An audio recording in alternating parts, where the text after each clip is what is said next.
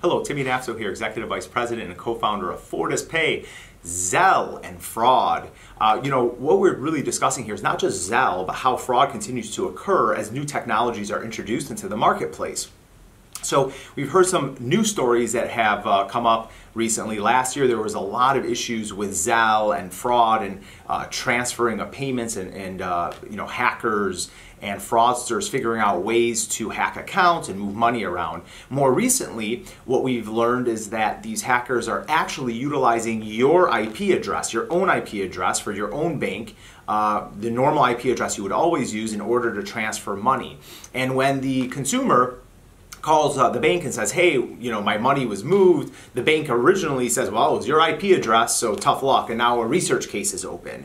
What's very scary about that research case is if you are somebody that has a balance in which you have your rent coming out, or your mortgage, your cell phone bill, utilities, so on and so forth automatically, and somebody captures enough of your money and moves it, by the time the bank figures out what's happening, you're going to have things bounce and you may be in a very stressful situation. We're confident the bank will figure out a way to fix that for you. It's just that time is extremely valuable and the frustration factor is extremely tough to get over for people.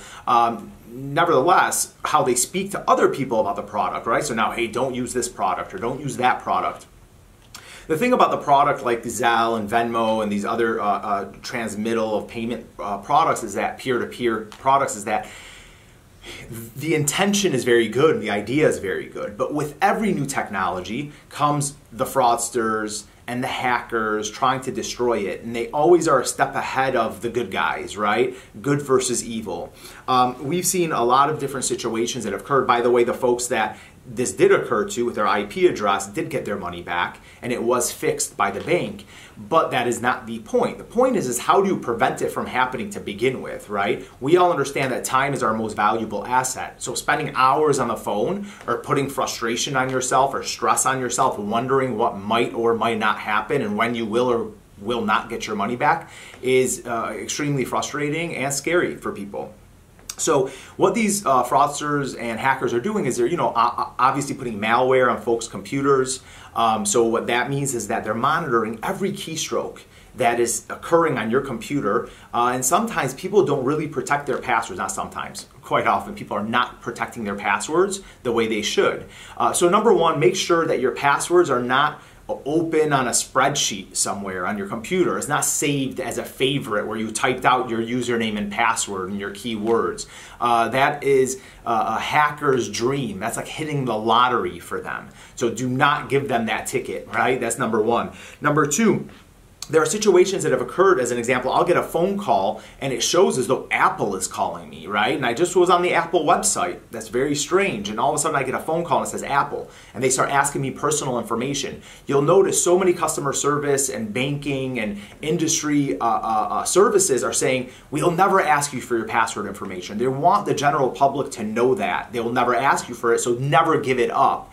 Also, whoever is calling you, don't just assume that because they say they're from your bank or they say they're from a credit card processing company or a credit card company or Apple or Google, just because they say it, don't trust that it is actually in fact them. It's a great idea to say, well, why would you be calling me?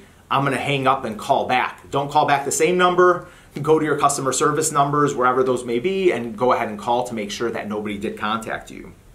And finally, one of the biggest things that we want to be sure of is just the common sense factor, right? So like, again, who is it on that other line? Who is it that's asking me for this data? Why would they want it, right? The initial reaction when somebody calls you is to provide information because they strike fear in you as if something is occurring like fraud, right? An extra 10 minutes to hang up and call back to make sure it didn't happen is going to be well worth your time rather than the hours and hours of agony figuring out that your bank has been hacked. So we're going to keep a close eye on technology and how it shifts and how fraud continues to kind of hammer home this idea of change and fear, right? So we don't want to be afraid of the technology. We actually do want to utilize the technology. We just want to be more cautious as we continue to use it because even the banking industry doesn't fully have this under control, right? Security is created based on fraud that occurs, okay? So please comment below. Let us know your thoughts and subscribe if you find this valuable. Thank you.